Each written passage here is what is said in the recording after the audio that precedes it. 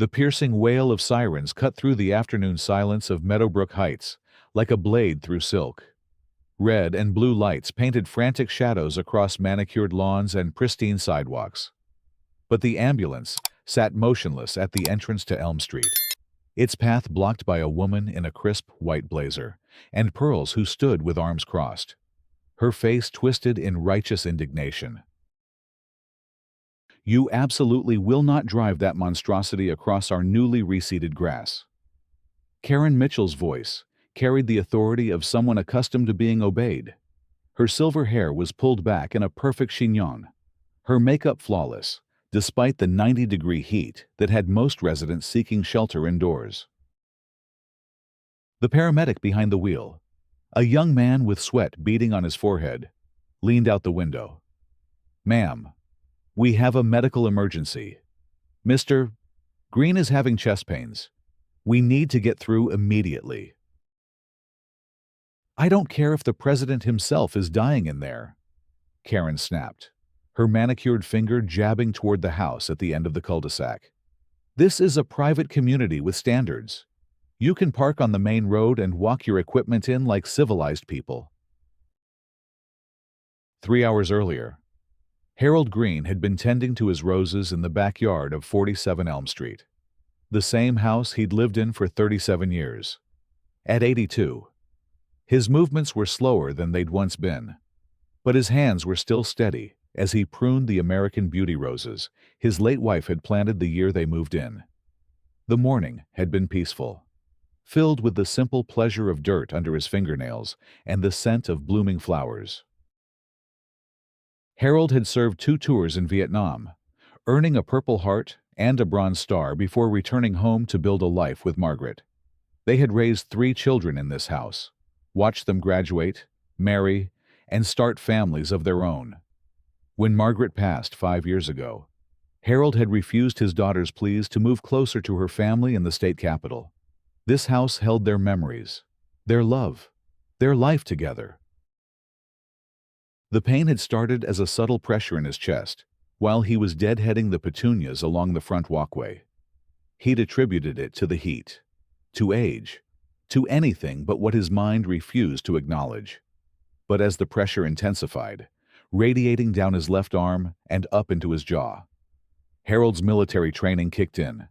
Assess the situation, take appropriate action, survive. With trembling fingers, he'd managed to call 911, his voice barely above a whisper, as he described his symptoms to the dispatcher. "Help is on the way, Mr. Greene," the woman had assured him. "Stay on the line with me. Don't hang up." But help had encountered an unexpected obstacle in the form of Karen Mitchell, president of the Meadowbrook Heights Homeowners Association and self-appointed guardian of property values. She had been conducting her daily inspection tour of the neighborhood when the ambulance arrived, its presence an affront to the carefully maintained aesthetic she had spent 3 years cultivating. "Look at the tire marks you've already left on our entrance," she continued, her voice rising to a shrill pitch that carried across the peaceful suburb. "Do you have any idea how much it costs to maintain this landscaping? The residents pay premium HOA fees for premium service, and I will not have city vehicles destroying our investment." The paramedic's partner, a woman in her 40s with graying temples and tired eyes, stepped out of the ambulance. "Ma'am, I'm EMT Sarah Patterson. We've been doing this for 20 years, and I'm telling you that every second counts in a cardiac event.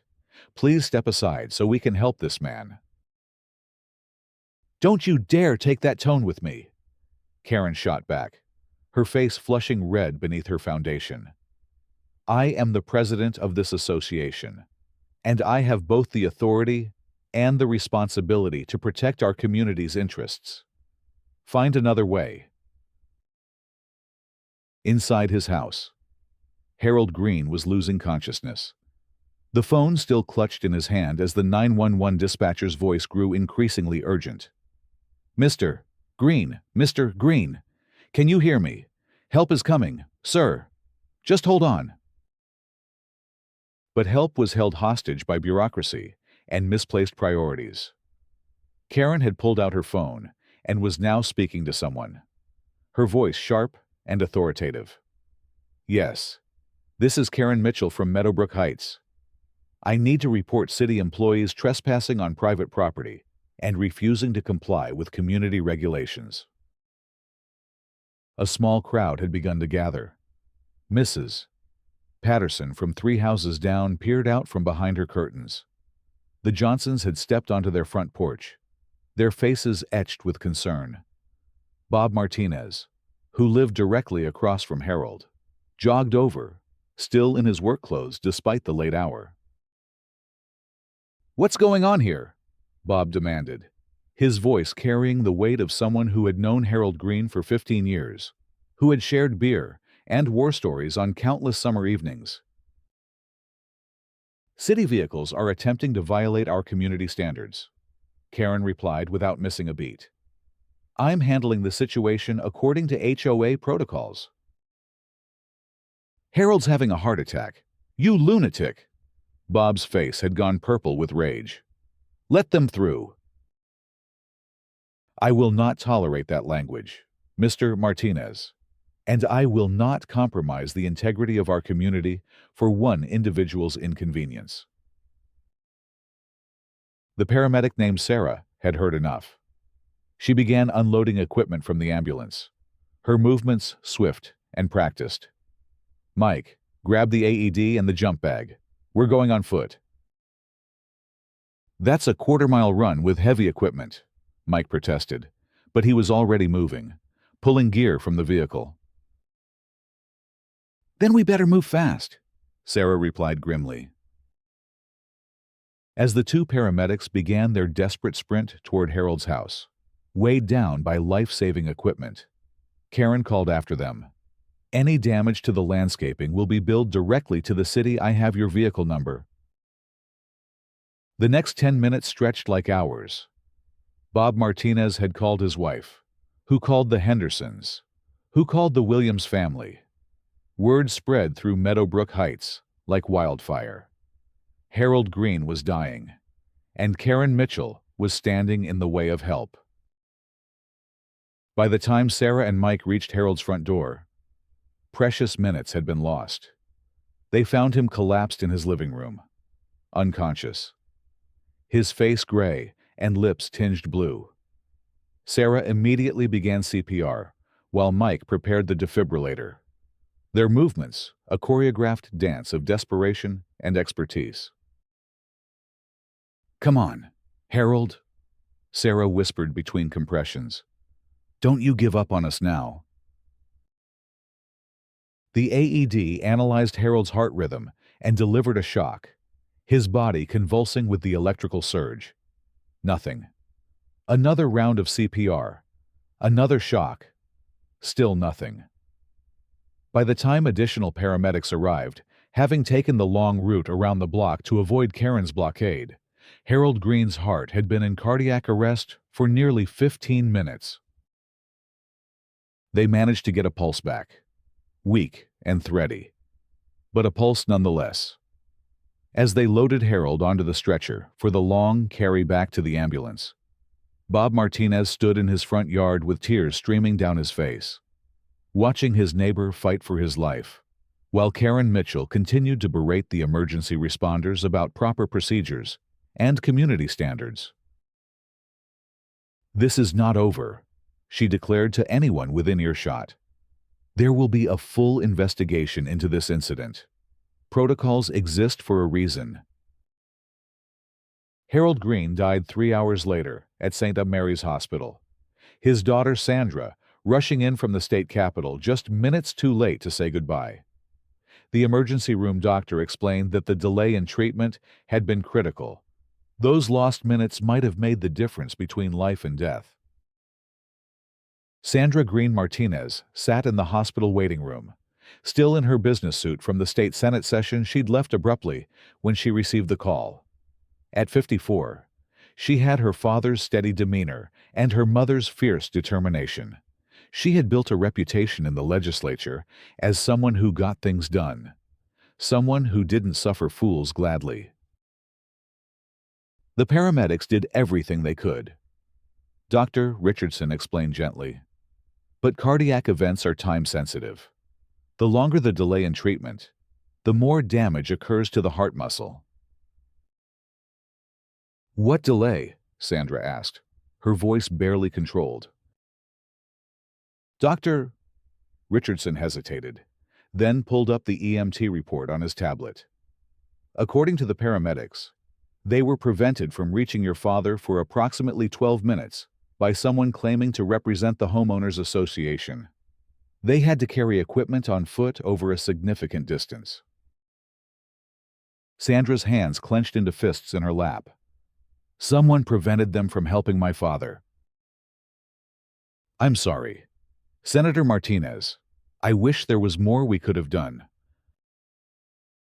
The drive back to Meadowbrook Heights passed in a blur of grief and growing rage. Sandra had called her husband, had spoken to her brothers, had made the necessary arrangements. But underneath the mechanical motions of dealing with death was a fury that burned hotter with each passing mile. She found Bob Martinez waiting on her father's front porch, his eyes red with grief and anger. Sandy, he said, using the childhood nickname that only her father's oldest friend still employed.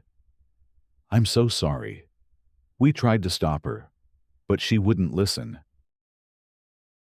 Tell me exactly what happened, Sandra said, her voice carrying the calm authority that made her effective in legislative negotiations and terrifying to those who crossed her. Bob recounted the afternoon's events in painful detail, Karen's refusal to allow the ambulance through, her threats, and bureaucratic posturing. The precious minutes lost while Harold lay dying. By the time he finished, Sandra's face was a mask of controlled fury. Where is she now? Sandra asked. Probably at home, drafting a formal complaint about the city's improper procedures. Bob replied bitterly.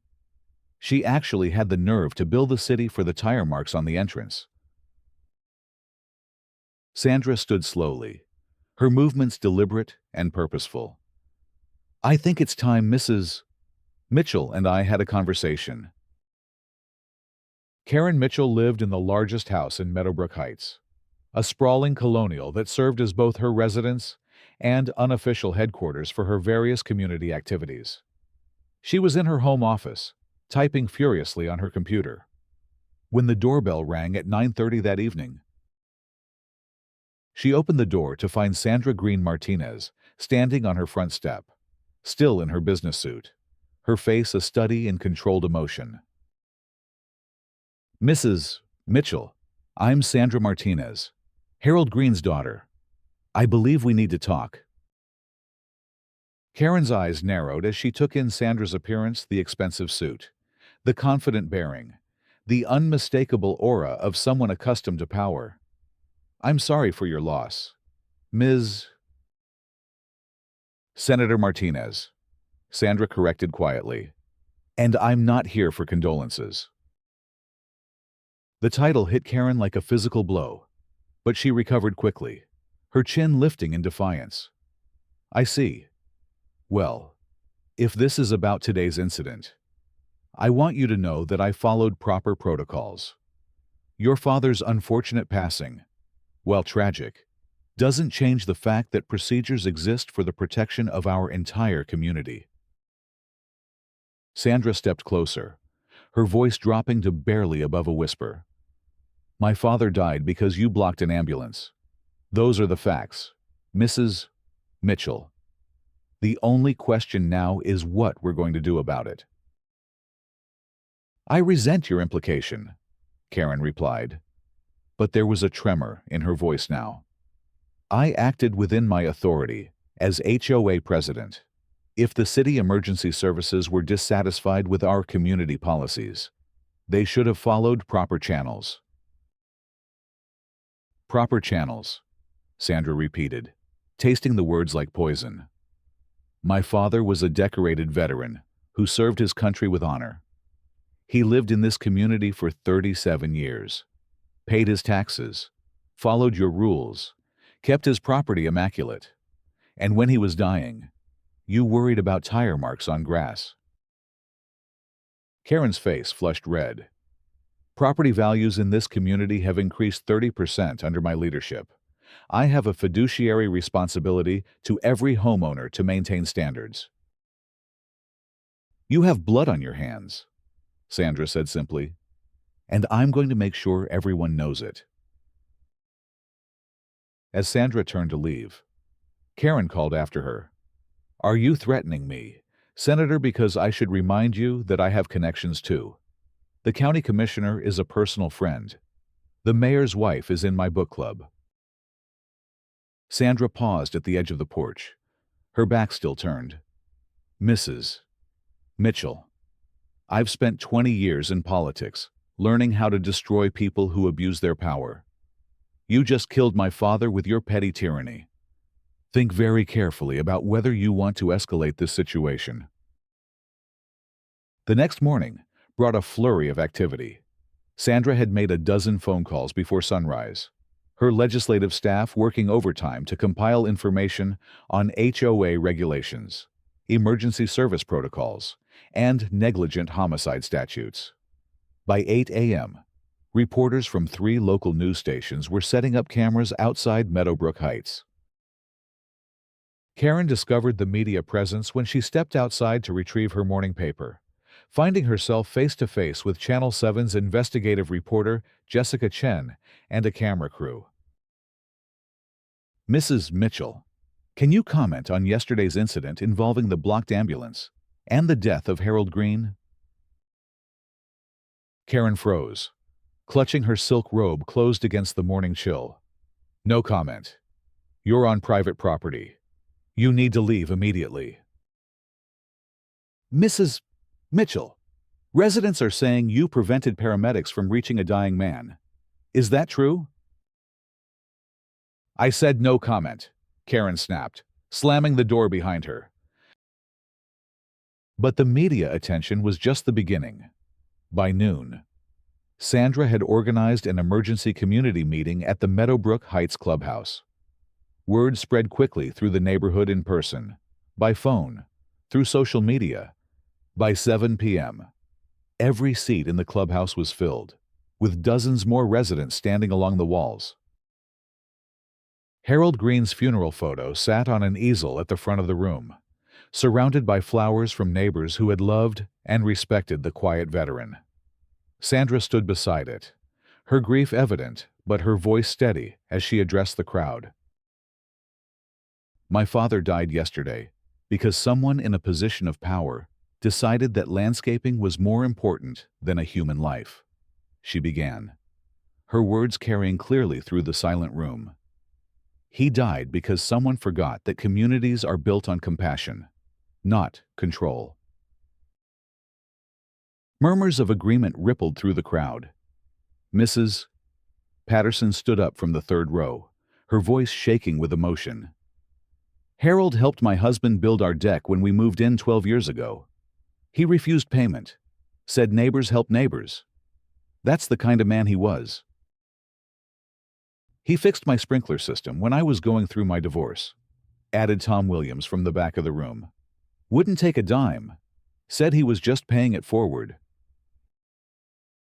Story after story emerged Harold helping elderly neighbors with yard work, organizing the annual 4th of July barbecue, shoveling driveways after snowstorms.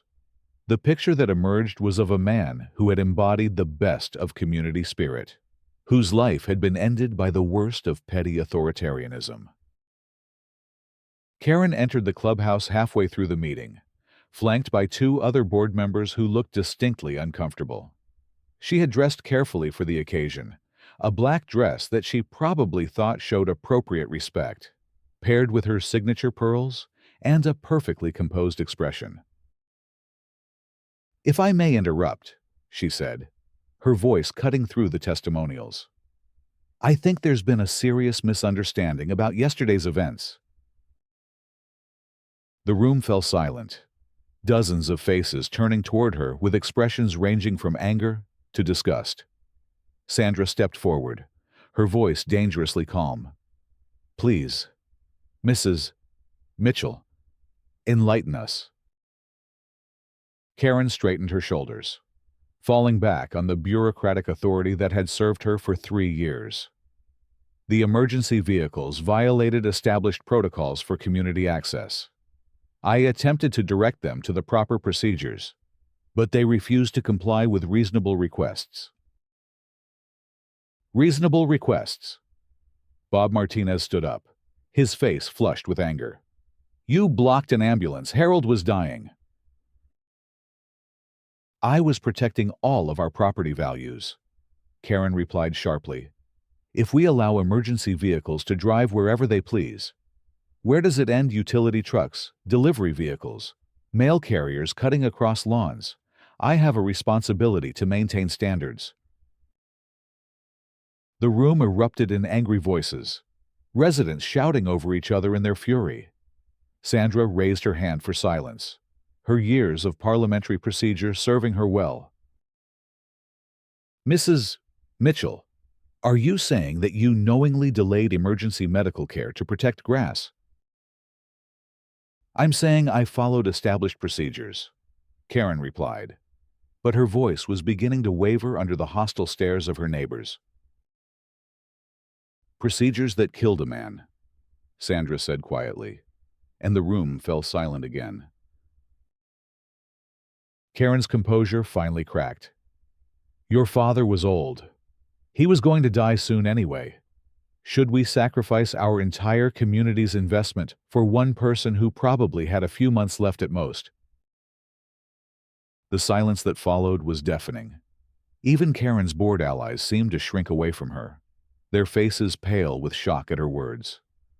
Sandra stood perfectly still for a long moment, then spoke with deadly quiet precision. "Mrs. Mitchell, you just sealed your own fate." The video was online within an hour. Someone in the crowd had been recording the meeting on their phone, and Karen's callous dismissal of Harold's life went viral with shocking speed. Justice for Harold began trending on social media, with thousands of shares and comments expressing outrage at the HOA president's words. By morning, the story had gone national. CNN picked it up, followed by Fox News, MSNBC, and the major networks. Karen Mitchell's face became the symbol of HOA overreach, her words quoted in editorials and opinion pieces across the country. Death threats began arriving in her email.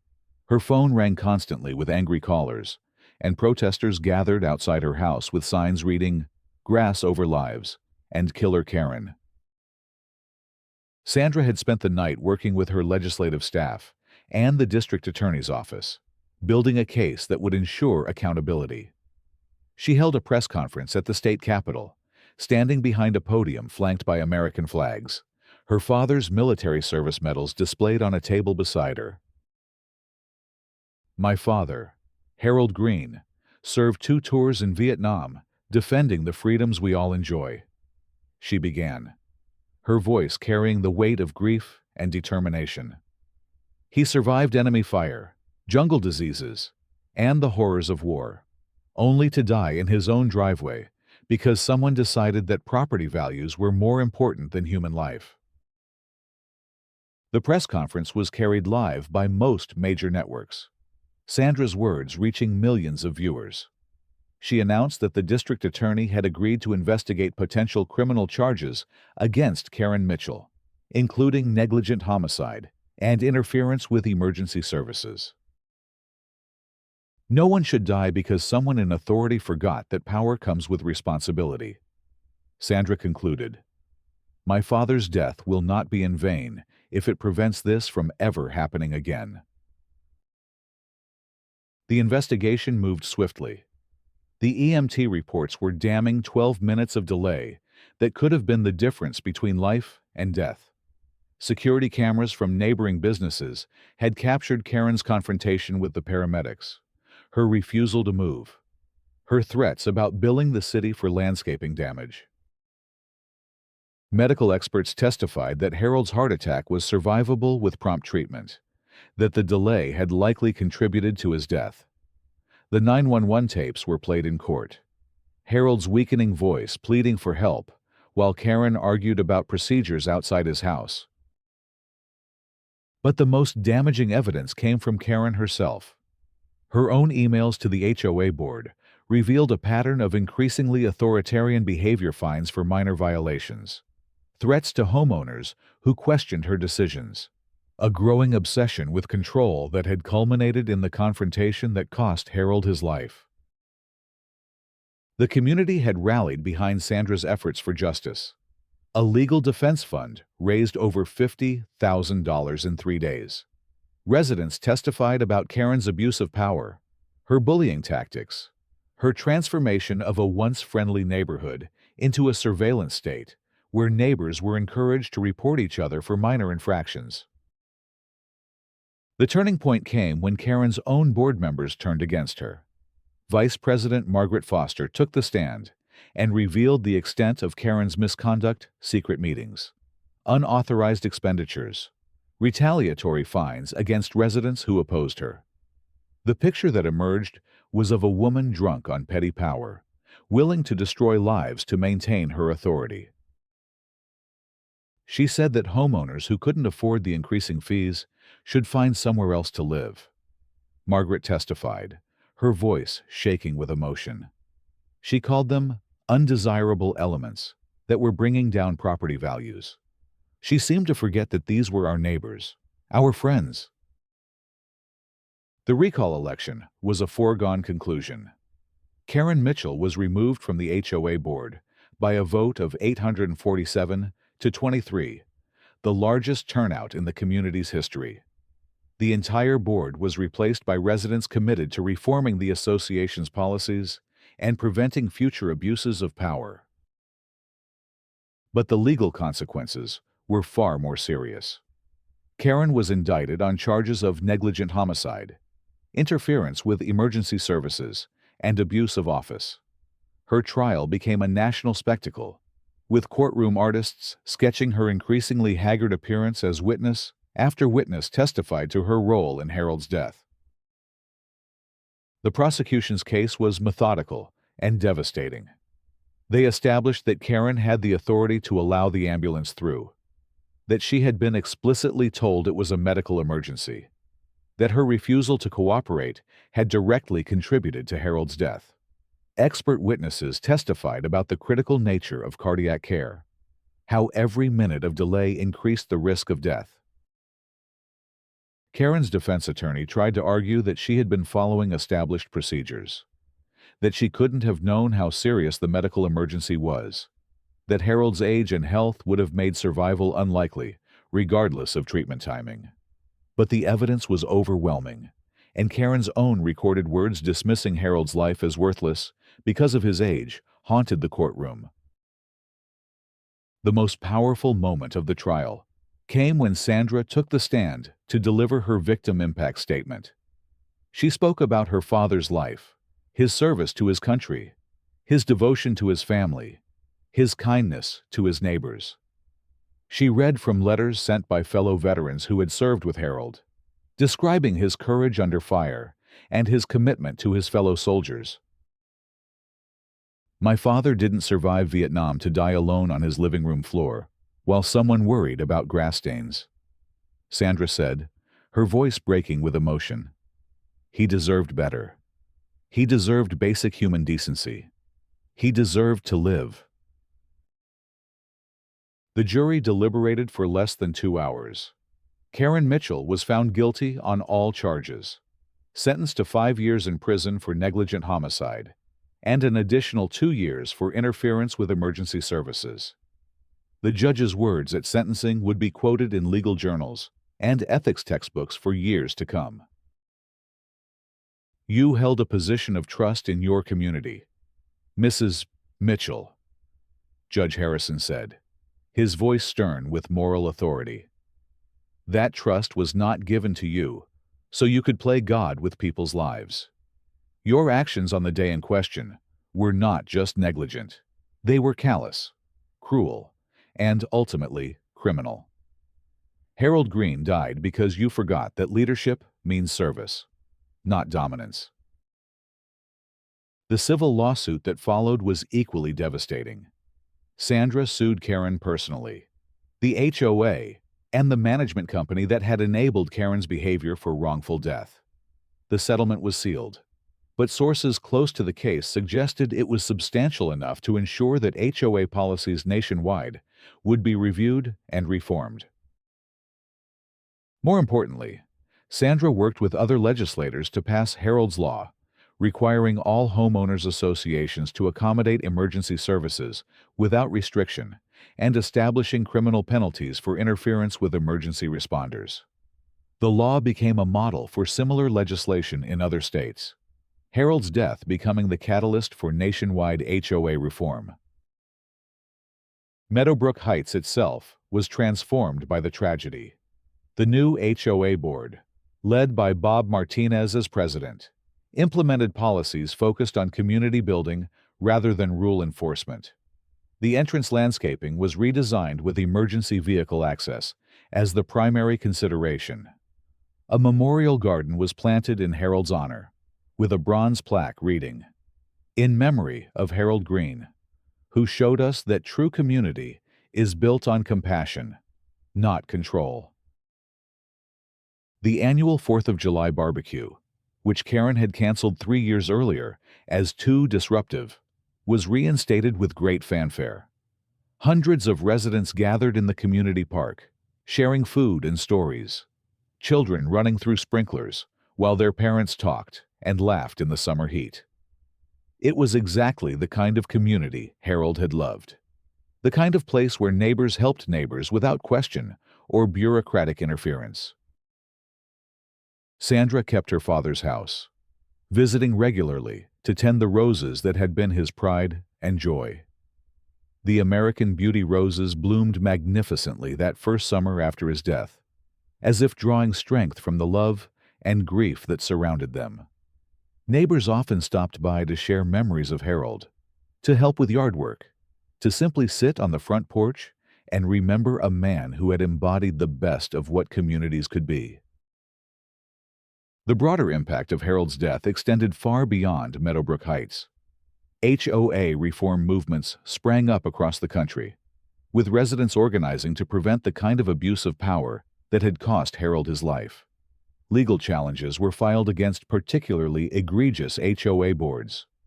New legislation was introduced to protect homeowners' rights, and a national conversation began about the proper role of homeowners associations in American communities. Karen Mitchell served 3 years of her sentence before being released on parole. She left prison a broken woman, her health destroyed by the stress of incarceration and the weight of public condemnation. She moved to a small apartment in another state, far from the community where she had once wielded such destructive power. The woman who had once commanded fear and obedience from her neighbors now worked as a clerk in a convenience store, forgotten by the world, except as a cautionary tale about the dangers of unchecked authority. But Harold Greene was not forgotten. His military service was honored at a memorial service attended by hundreds of veterans. His community service remembered through the scholarship fund established in his name. His humanity celebrated through the lives he had touched and the changes his death had inspired. The man who had spent his life serving others in war and in peace had in death served his community one final time, teaching a lesson about compassion that would echo through generations. On the first anniversary of Harold's death, Sandra stood in the memorial garden surrounded by friends and neighbors who had become family through shared grief and purpose. The roses were in full bloom, their beauty a testament to the love and care Harold had invested in every aspect of his life. Children played nearby, their laughter carrying on the summer breeze, while their parents watched with the easy contentment of people who lived in a true community. "He would have loved this," Bob Martinez said quietly, his eyes on the children running through the garden paths Harold had designed and planted years before. "He did love this," Sandra replied, her voice steady despite the tears in her eyes. He loved all of us. And now we love each other the way he would have wanted, without conditions, without judgment, without the bureaucratic barriers that divide us, instead of bringing us together. As the sun set over Meadowbrook Heights, painting the sky in shades of gold and rose, the community Harold had died for and been reborn through gathered together in the garden that bore his name.